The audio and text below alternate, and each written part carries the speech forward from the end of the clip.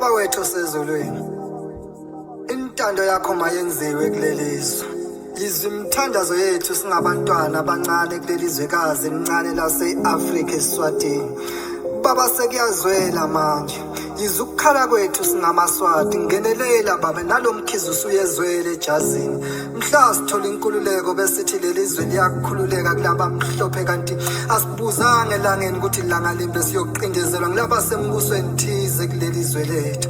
Ingalo yomthetho kunokuthi isivikele isivukele esiswini njengetshwala. Isila imbokodo nesisekela bamfuna umuntu ozwakalisa ukukhala kwakhe nokungenemi kwakhe. Okubuhlungu nje ukuthi bayasetshenziswa nalo mfanekiswana nababugqokile nabo abazi ukuthi basibulaleelani.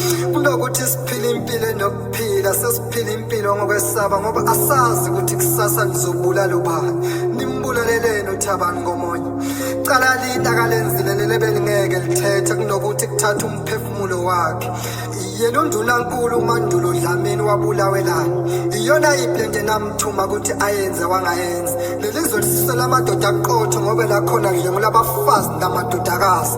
Nakukhona amadoda azwakalisa kungenemi niyawahlukumeza nendlule nasemndenini yawo. Yena uzwela imathi Dlamini wenzeni. Nibondlovu kaliphikisa lelizwe senaliphendula sihogo nje. Mkhokha mune niwenzako lazweni nabo mbanzeni. Nizoqulula amadlozi ney'nyanya zabogogo omkhulu zakulelizwe. Usomhlolo makakavuka ngakhuza umhlolo ukuthi senakhetha indilimo naye kumqulo nakhetha ukufa kunokuphila kwangibona phakade. Hulumeni wethu siyamemezwa izwa kukhala kwethu mawungasiyekeleli.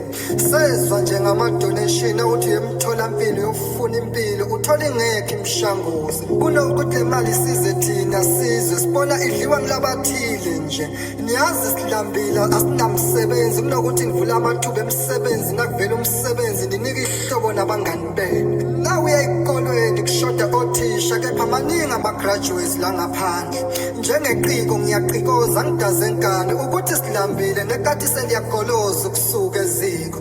Mawuthi uzama impilo ukuthi uphile emahlathini ingalo yomthetho iyagaleleka khona iyokushisela.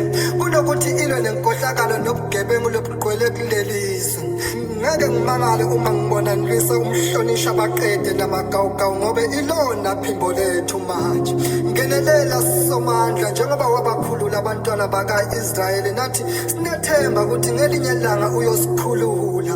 Nangu umbhalo wembongo, imbongo kaGogo Msiki.